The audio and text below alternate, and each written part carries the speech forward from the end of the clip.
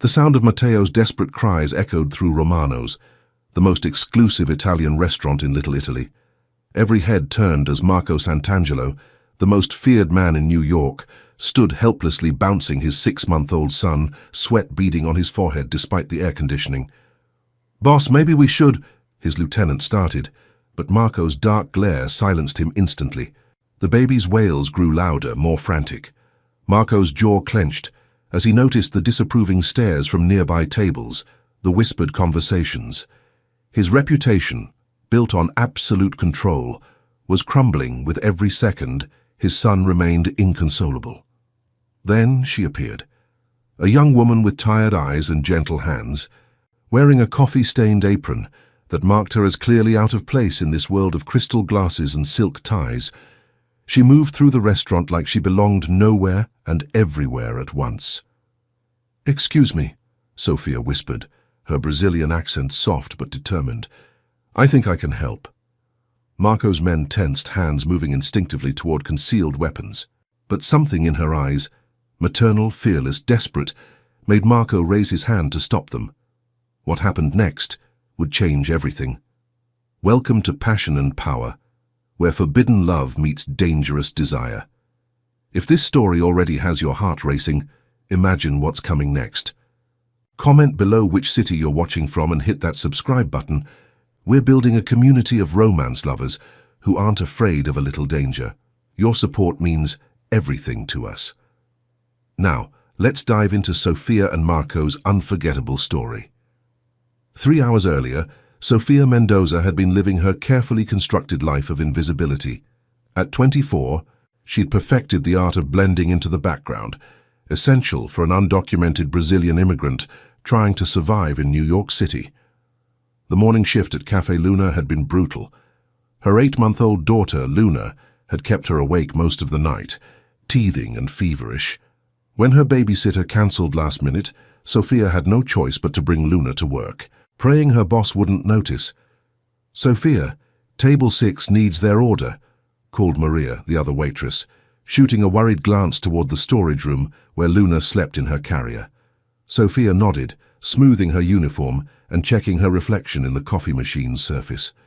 Dark circles shadowed her brown eyes, and her black hair was pulled back in a messy bun. She looked exactly like what she was, a woman running on empty, held together by determination and desperation. The café sat on the edge of Little Italy, caught between the gentrification creeping in from Soho and the old-world traditions that still ruled these narrow streets. Sophia had chosen this neighborhood deliberately. Among the Italian families and long-time residents, one more immigrant trying to make it didn't draw attention. But attention was exactly what she'd been avoiding for 2 years. She'd arrived in New York pregnant and alone, fleeing a relationship that had turned violent when she'd refused to terminate her pregnancy. The tourist visa in her passport had long since expired, making her one of the millions living in the shadows of the American dream. "Mama's here, meu amor," she whispered to Luna during her break, settling into the cramped storage room that doubled as a makeshift nursery. Luna's tiny fist wrapped around Sophia's finger as she began to nurse, the familiar weight of her daughter grounding her in a world that often felt impossibly unstable. Through the thin walls, she could hear the dinner rush beginning. Café Luna might be small, but it sat directly next to Romano's, the most exclusive Italian restaurant in the neighborhood. The contrast was stark, their fluorescent lights and laminate tables versus Romano's crystal chandeliers and white tablecloths. Sophia had learned not to look too closely at the men who frequented Romano's, expensive suits, cold eyes, and an aura of danger that made smart people cross the street. She'd grown up in São Paulo. She recognized power when she saw it. Luna had just fallen asleep when the crying started. At first, Sophia thought it was her own daughter stirring, but Luna remained peaceful in her arms. The sound was coming from next door, a baby's desperate wails that seemed to pierce through the walls themselves. Sophia frowned, adjusting Luna in her carrier. The crying continued, growing more frantic. Every maternal instinct she possessed screamed at her to help, but she forced herself to stay put. Romano's wasn't her world, and she couldn't afford to make it her business. But the crying didn't stop. Minutes passed, then an hour. The sound was relentless, heartbreaking. Sophia found herself pacing the small storage room, Luna sleeping peacefully while another baby suffered just yards away. "I can't," she whispered to herself in Portuguese. "It's not my place." But when Luna stirred and began to fuss, responding to the other baby's distress, Sophia's resolve cracked. She'd always been too soft-hearted for her own good. It's what had gotten her into trouble with Luna's father, what had made her trust the wrong people, what had led her to this precarious life in a foreign country. But it was also what made her a good mother, what drove her to work double shifts to provide for her daughter, what gave her strength when everything else fell apart. The crying from Romanos reached a new pitch of desperation. Sophia closed her eyes, weighing her options. She could stay hidden, safe in her invisibility. Or she could do what every fiber of her being demanded, help a child in distress. The decision was never really in doubt. Sophia secured Luna in her carrier, checked her reflection one more time, and stepped out of the storage room. Maria looked up from wiping tables, her eyebrows raised in question. "I'll be right back," Sophia said, her voice steadier than she felt. "Where are you going?" Sophia gestured toward the wall separating them from Romanos. "There's a baby crying. I think I can help." Maria's face went pale. "Sophia, no. You don't understand what that place is. Those men, our fathers and sons and brothers," Sophia finished quietly. "And right now, one of them has a baby who needs help." Before Maria could protest further, Sophia pushed through the cafe's front door and walked the few steps to Romano's entrance. The maitre d' looked her up and down, taking in her coffee-stained apron and worn shoes with obvious disdain. "I'm sorry, miss, but we're fully booked." The baby's cries cut through his words, and Sophia's resolve hardened. "I'm not here to eat.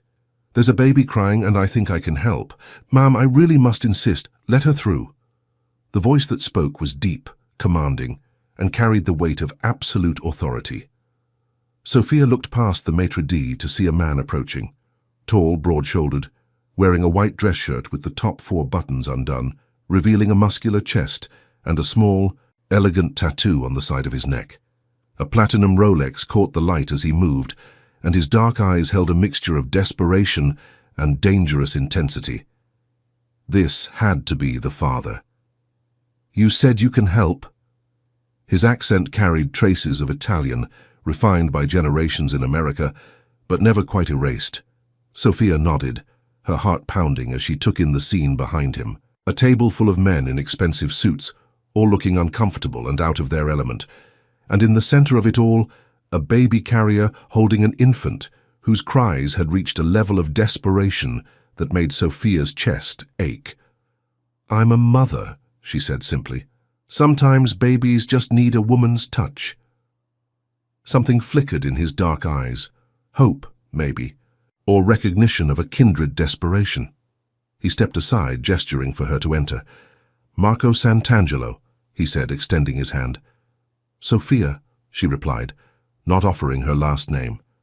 In her world, surnames were dangerous things.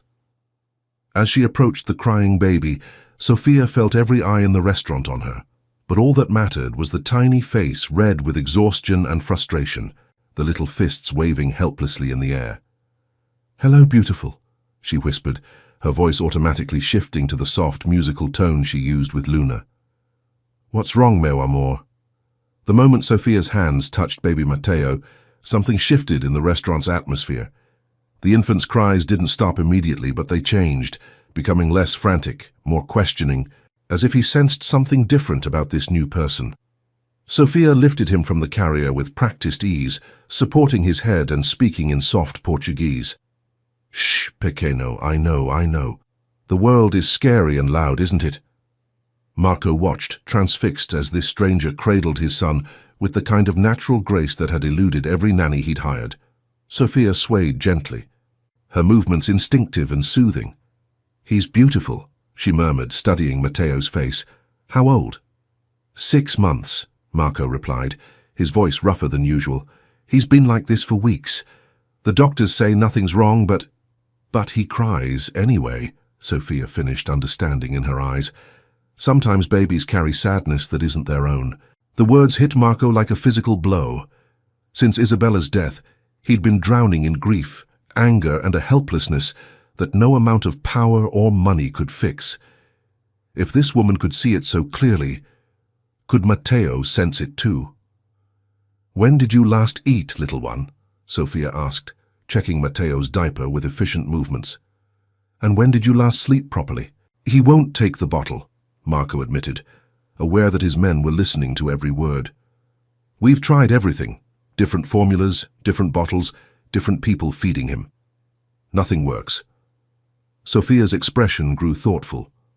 She glanced around the restaurant, taking in the expensive decor, the uncomfortable-looking men at the table, the obvious wealth and power that surrounded them. Then her gaze returned to Marco, and he felt exposed under her scrutiny. "May I?" she asked, gesturing toward an empty chair. Marco nodded, dismissing his men with a subtle gesture. They retreated to the bar, close enough to intervene if needed, but far enough to give the illusion of privacy. Sophia sat down, adjusting Matteo in her arms. "I have a daughter," she said quietly. 8 months old. She went through something similar when she was younger. What helped? Time, patience, and accepting that sometimes babies need more than we can give them alone. She looked up at him, her brown eyes serious. "When did you last sleep, Mr. Santangelo?" The question caught him off guard. "I don't see how that's relevant. Babies feel everything we feel. If you're exhausted, stressed, grieving, he knows they're like little emotional sponges." Sophia's voice was gentle but direct. "You can't pour from an empty cup." Marco's jaw tightened. He wasn't used to being psychoanalyzed, especially not by a cafe waitress who'd appeared out of nowhere. But Matteo had stopped crying completely now, his dark eyes, so like Isabella's, fixed on Sophia's face with rapt attention. "You don't know what you're talking about," he said, but the words lacked heat. "Don't I?" Sophia shifted Matteo to her shoulder, patting his back with practiced rhythm. "I know what it's like to be alone with a baby, wondering if you're failing them every day. I know what it's like to be so tired you can barely think straight, but you keep going because you have to. And I know what it's like to carry grief so heavy it feels like it might crush you." Marco stared at her, this woman who'd walked into his world uninvited and somehow seen straight through every wall he'd built. "My wife died," he said finally, the words scraping his throat raw. "I'm sorry." Sophia's voice was soft with genuine sympathy. "Recently. 6 months ago in childbirth." Marco's hands clenched into fists on the table. "She wanted this baby so much. We tried for years, and when we finally—" He stopped, shaking his head. "She never even got to hold him." Sophia was quiet for a long moment, continuing to soothe Matteo with gentle movements. "What was her name?" "Isabella." "Isabella," Sophia repeated, testing the name. "She must have been extraordinary to capture your heart." Something twisted in Marco's chest. No one had spoken about Isabella like that, as a person, not just a tragedy. His family, his men, they all treated her death like a business loss, something to move past efficiently. "She was," he said quietly. "She was everything good in my world. And now you're trying to be everything for him," Sophia said, nodding toward Matteo. "But you're drowning in grief, and he can feel it. Babies need stability, routine, calm energy. They need to feel safe." "I can protect him," Marco said, his voice hardening. "I can give him everything." "Except peace," Sophia interrupted gently. "Money can't buy that. Mr. Santangelo, power can't either." Marco wanted to argue to assert his authority, but Matteo chose that moment to make a soft, contented sound, the first peaceful noise Marco had heard from his son in weeks. "How are you doing that?" he asked, wonder creeping into his voice. Sophia smiled, the expression transforming her tired face into something luminous. "I'm not doing anything special. I'm just present. Calm. Sometimes that's all they need." As if to prove her point, Matteo's eyes began to drift closed, his tiny body relaxing completely in Sophia's arms. Marco watched in amazement as his son, who hadn't slept for more than 20 minutes at a time in days, settled into what looked like genuine rest. "He's exhausted," Sophia murmured. "Poor little love. He's been fighting sleep because he doesn't feel safe enough to let go." But he feels safe with you, Marco observed, studying her profile as she gazed down at Matteo. A complete stranger. Sometimes strangers are safer, Sophia said quietly. We don't carry the same emotional weight. We're not grieving, not desperate, not afraid of failing. We're just here. Marco felt something shift inside his chest, a loosening of tension he'd carried for so long he'd forgotten what it felt like to breathe freely. What's your last name, Sophia? She tensed almost imperceptibly. Does it matter? Everything matters in my world. Then maybe that's part of the problem, she said, meeting his gaze directly. Maybe sometimes the most important things are the ones that don't matter at all. Before Marco could respond, Sophia's phone buzzed. She glanced at it and sighed. I have to get back to work. My break is over. You work at the cafe next door. It wasn't a question. Marco made it his business to know everything that happened in his territory. Yes. Sophia began to carefully transfer Matteo back to Marco's arms. He should sleep for a while now. When he wakes up, try feeding him in a quiet room. Just the two of you. And Mr. Santangelo? Marco, he corrected automatically. Marco. His name sounded different in her accent, softer somehow. Take care of yourself too. He needs you healthy and whole.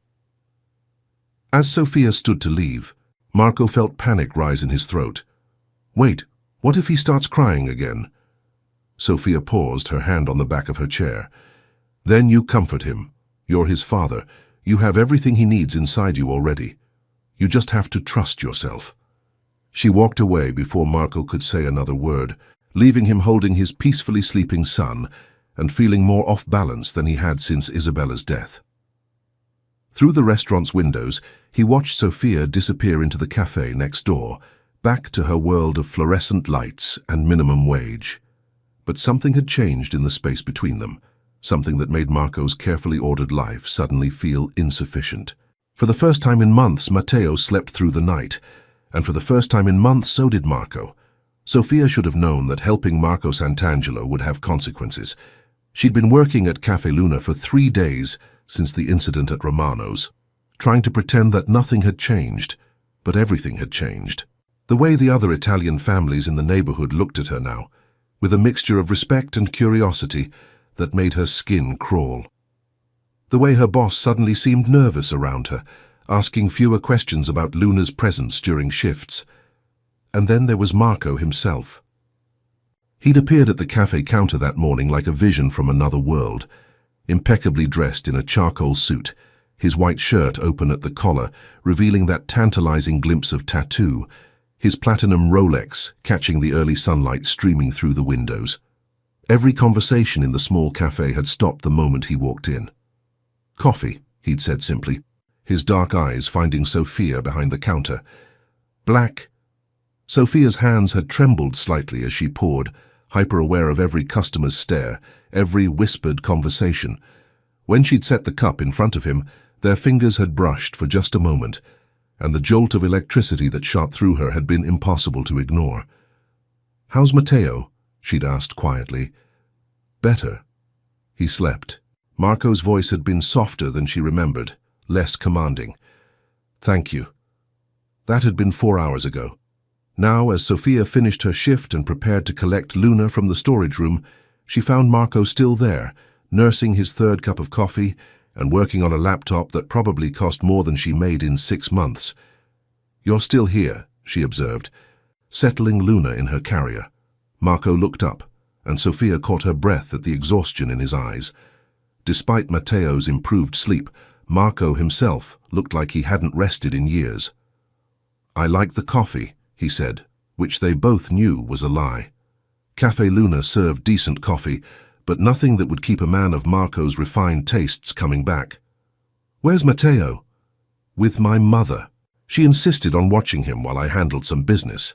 Marco closed his laptop and studied Sophia's face. "You look tired." "I'm always tired." Sophia adjusted Luna's blanket, avoiding his gaze. "It comes with the territory." "How old were you when you had her?" The question was casual, but Sophia sensed the calculation behind it. 23. "And her father?" Sophia's spine stiffened. "Not in the picture." By choice or circumstance? Does it matter? Sophia echoed his words from their first meeting, but there was steel in her voice now. Marco leaned back in his chair, and Sophia caught a glimpse of the dangerous man beneath the concerned father facade. In my experience, everything matters, especially when it comes to the safety of people I care about. You don't care about me, Sophia said quickly. You don't even know me. I know you risked your job to help a stranger's child. I know you have wisdom beyond your years and hands that can calm a storm. I know you're running from something, and I know you're scared. Marco's voice was quiet, but intense. What I don't know is why. Sophia felt trapped under his scrutiny, like a butterfly pinned to a board. I should go. Sophia. The way he said her name stopped her cold. Have dinner with me. What? Dinner? Tonight? Romano's. Sophia stared at him, wondering if he'd lost his mind. I can't afford Romano's. You wouldn't be paying. I can't accept charity. It's not charity. Marco stood, and Sophia was reminded of how tall he was, how his presence seemed to fill the small cafe. It's a thank you, and maybe the beginning of something else. Mr. Santangelo. Marco. Marco. Sophia took a deep breath, trying to organize her thoughts. I don't think you understand my situation. Then explain it to me. Sophia glanced around the cafe, noting the customers who were still pretending not to listen. Not here. Marco nodded toward the door. Walk with me. Against her better judgment, Sophia found herself following him outside. The afternoon sun was warm on her face, and Luna gurgled contentedly in her carrier, apparently fascinated by the play of light and shadow on the sidewalk. They walked in silence for a few blocks, leaving the bustle of the main street for quieter residential roads, lined with brownstones and small gardens. Finally, Marco spoke. Tell me about Brazil. Sophia's step faltered. How did you... Your accent. The Portuguese you spoke to Mateo. The way you move, like you're still learning to navigate this city. Marco's voice was matter-of-fact. How long have you been here? 2 years. The admission felt like stepping off a cliff. Legally? Sophia stopped walking, turning to face him. Why does that matter to you? Because if you're in trouble, I can help. And what would you want in return? Sophia's voice was sharp with suspicion. Nothing's free in this world, especially not help from men like you. Marco's expression darkened. What kind of man do you think I am? The kind who owns restaurants and wears watches that cost more than most people's cars. The kind who makes other men nervous just by walking into a room. The kind who... Sophia stopped herself before she said too much. The kind who would hurt you? Marco's voice was dangerously quiet. The kind who would own me, Sophia whispered. The words hung in the air between them like a physical thing. Marco's hands clenched at his sides, and for a moment Sophia saw the violence he was capable of flash across his features. Who hurt you? He asked, and his voice carried the promise of retribution. Sophia shook her head, stepping back. This is exactly why I can't have dinner with you. I can't be in your world, Marco. I can't afford the attention, the questions, the protection, the complications. Sophia adjusted Luna's carrier, using her daughter as a shield between them. I have to think about her. Everything I do, every choice I make, it affects her. I can't take risks. And you think I'm a risk? I think you're the biggest risk I've ever encountered, Sophia said honestly, and that terrifies me. Marco studied her for a long moment, and Sophia felt like he was seeing straight through to her soul. What if I told you that you and Luna are safer with me than without me? I'd say that's exactly what a dangerous man would say. To her surprise, Marco smiled, a real smile that transformed his entire face. You're not wrong, but Sophia. He stepped closer, and she caught his scent, expensive cologne mixed with something uniquely masculine. I'm not the only dangerous man in this neighborhood, and word is already spreading about the woman who calmed Marco Santangelo's son. Sophia's blood ran cold. What does that mean? It means you're already in my world, whether you want to be or not. The only question is whether you'll let me protect you while you're here. Sophia's worst fears materialized 3 days later in the form of 2 men in cheap suits and federal badges. She was in the middle of the lunch rush When they walked into Café Luna, their eyes scanning the room with the methodical precision of predators, Sophia's hands went cold around the coffee pot she was holding, and she had to force herself to keep moving, to act normal, even as panic clawed at her throat. "Sophia Mendoza?" The taller agent approached the counter, his voice carrying across the suddenly quiet cafe. "Yes?" Her voice came out as barely a whisper. "Immigration and Customs Enforcement. We need you to come with us." The coffee pot slipped from Sophia's nerveless fingers, shattering on the floor and sending hot liquid splashing across her shoes. In the storage room, Luna began to cry as if sensing her mother's terror. I need to get my daughter," Sophia stammered. "Mom, please step away from the counter. My baby is in the back room, please, just let me—" "Now, ma'am."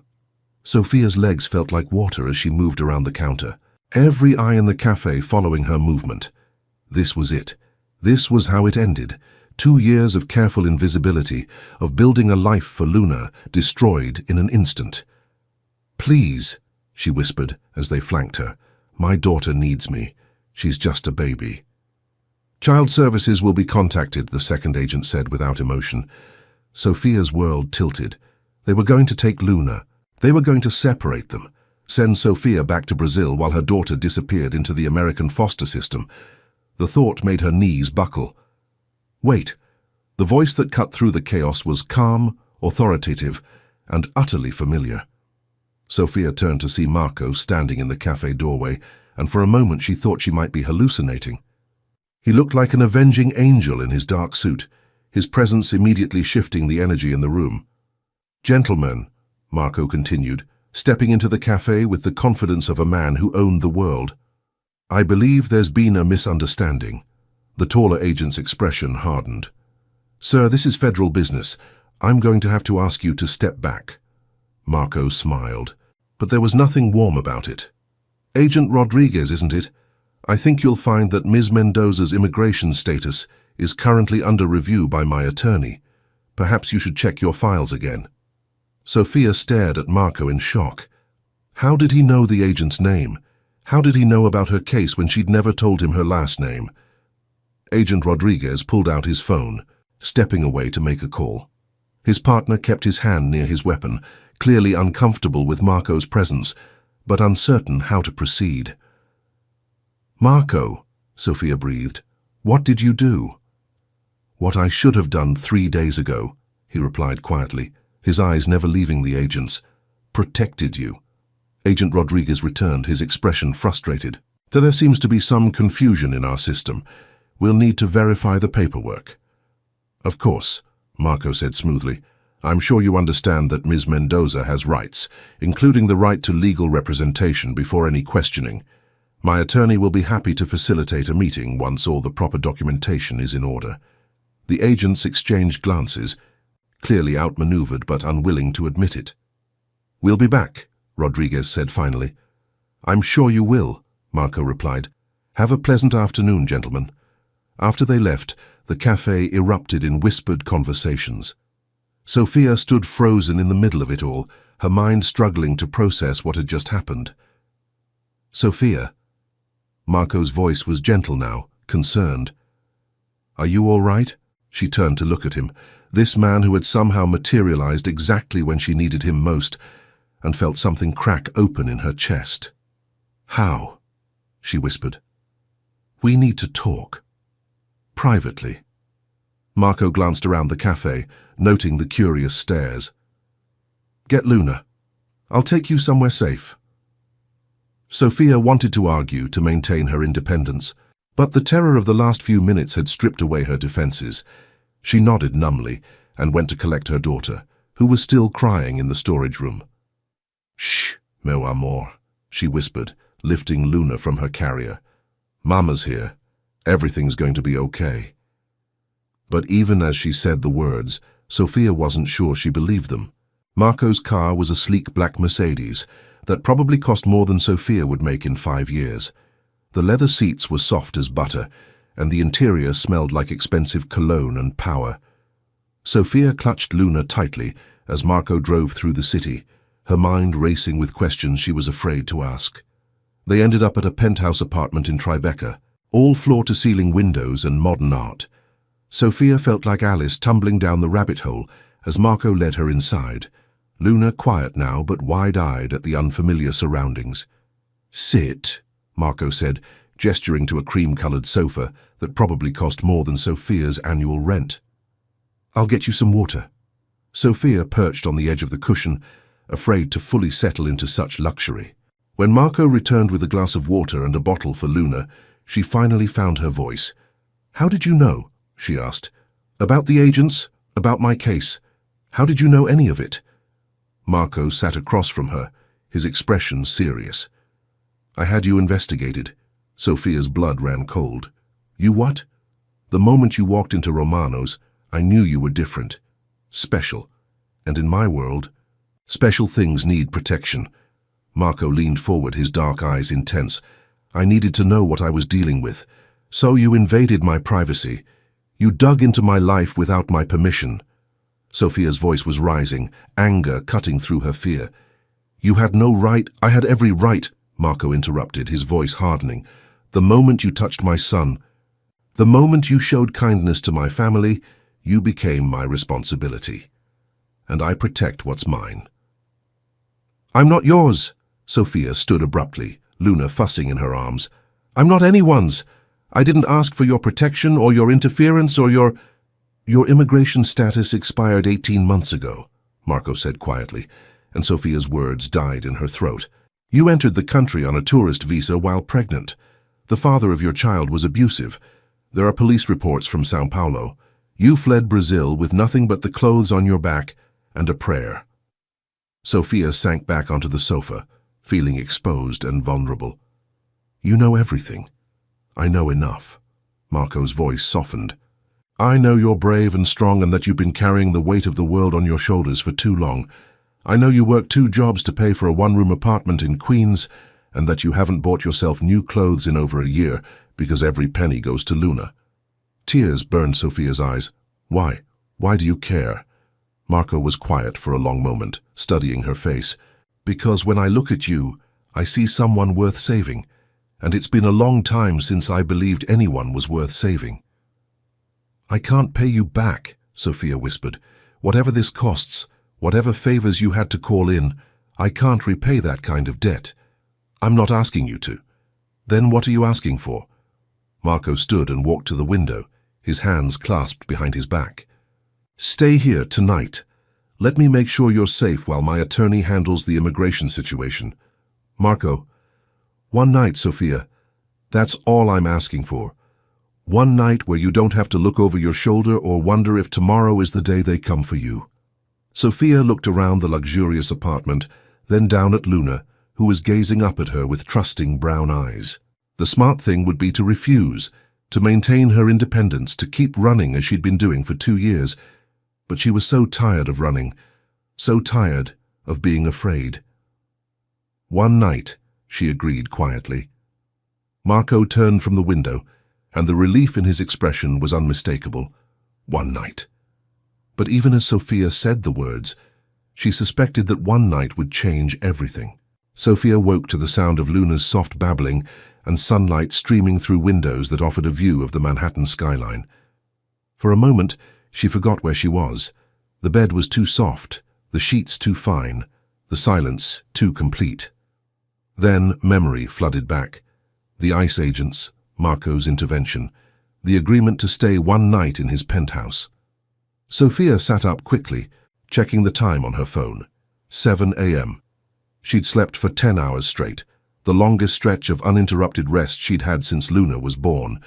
Luna was awake in the portable crib Marco had somehow procured overnight, gurgling happily at the play of light on the ceiling.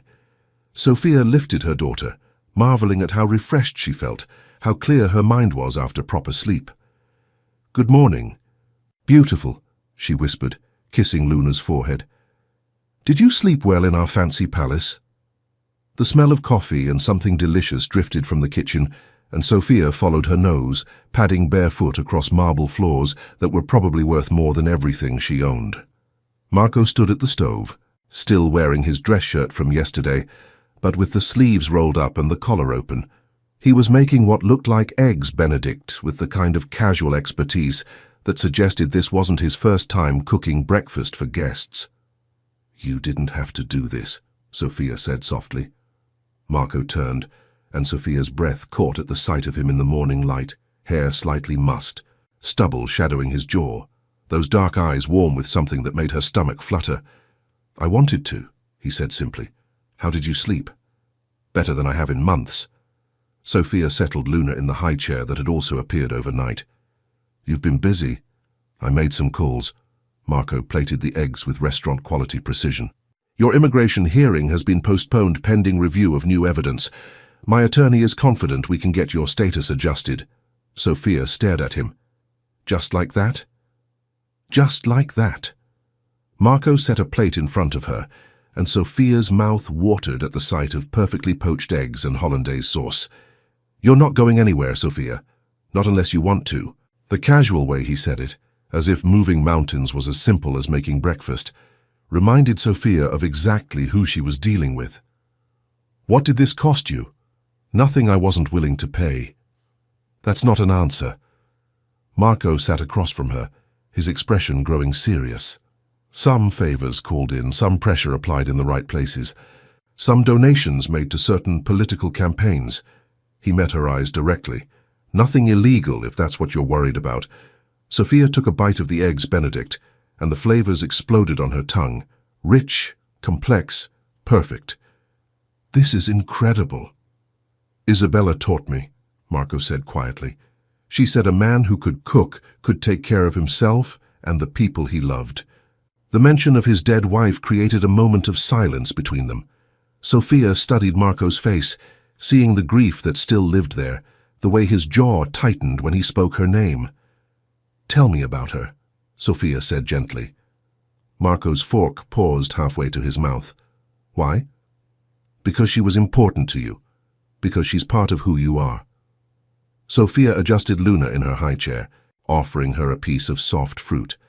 "Because I want to understand." Marco was quiet for so long that Sophia thought he wouldn't answer. Then slowly, he began to speak. "She was a teacher. Elementary school. She used to say that children were the only honest people in the world. They told you exactly what they thought and felt, without filters or agendas." His voice was soft with memory. "She wanted kids so badly.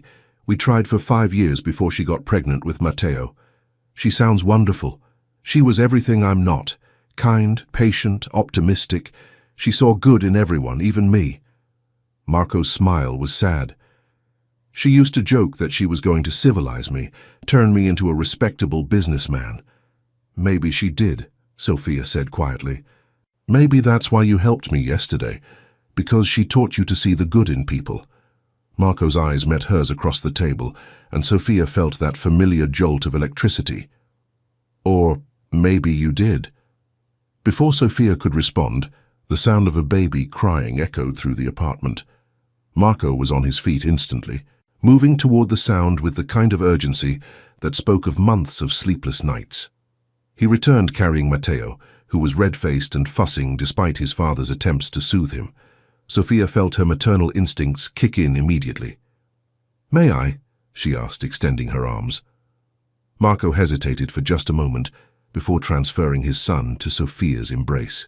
Matteo's cries quieted almost immediately, his dark eyes focusing on Sophia's face with recognition and trust. "Hello, little prince," Sophia murmured, swaying gently. "Did you miss me?" "He's been asking for you," Marco said, wonder in his voice.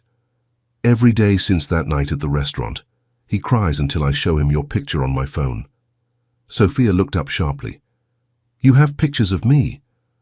"Security footage from the cafe." Marco's expression was almost sheepish. "I may have had it enhanced. You're stalking me.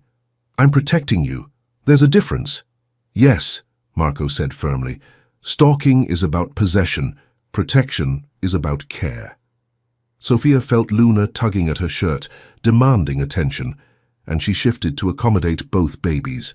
The sight of her holding both children seemed to affect Marco profoundly. His expression softened, and something vulnerable flickered in his eyes. "You're a natural," he said quietly. I had good practice. Sophia looked down at Matteo, who was now completely calm in her arms. He's beautiful, Marco. Isabella would be so proud. I don't know how to do this without her, Marco admitted, the words seeming to surprise him. I can run a business, control territory, make men twice my size afraid to breathe wrong, but I can't figure out how to be a father. You're already being a father, Sophia said gently. You love him. You protect him. You're learning what he needs. That's all any parent can do. Is it enough? Sophia met his eyes, seeing the fear and uncertainty he tried so hard to hide. It's everything. The moment stretched between them, heavy with unspoken possibilities. Then Matteo made a soft sound, and the spell was broken. I should go, Sophia said, though the words felt wrong in her mouth. I need to get to work, and you probably have— Stay, Marco said suddenly. Both of you. Stay here. Marco, not permanently. Just until your immigration status is resolved. Until we know you're safe. He moved closer, and Sophia could smell his cologne, could see the flecks of gold in his dark eyes. Please, Sophia, let me take care of you. Sophia felt herself wavering, tempted by the promise of safety, of rest, of someone else carrying the weight for a while. But accepting would mean crossing a line she wasn't sure she could uncross. What happens when this is over? She asked quietly. When my papers are in order, and I don't need protection anymore, what happens to us then? Marco's hand came up to cup her cheek, his thumb brushing across her skin with devastating gentleness. Then we figure out what this is between us. Without the fear, without the desperation, we figure out if what I'm feeling is real. And what are you feeling? Marco's eyes searched her face, and when he spoke, his voice was rough with emotion. Like I'm alive again for the first time since Isabella died. Like maybe there's still good in this world worth fighting for. Sophia's heart hammered against her ribs. Marco. Stay, he whispered, leaning closer. Please stay with me. And looking into his eyes, holding his son in her arms while her own daughter played contentedly nearby, Sophia realized she was already lost. Okay, she breathed. I'll stay.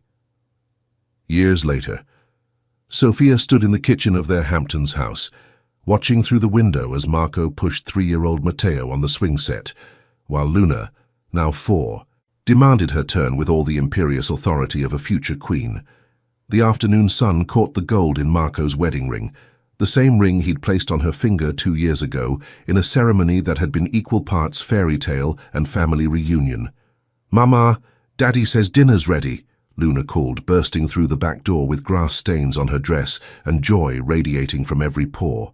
Then we better not keep him waiting, Sophia laughed, wiping her hands on her apron. The dining room table was set for 5. Marco had insisted on keeping Isabella's place setting, a gentle reminder that love didn't diminish when it was shared.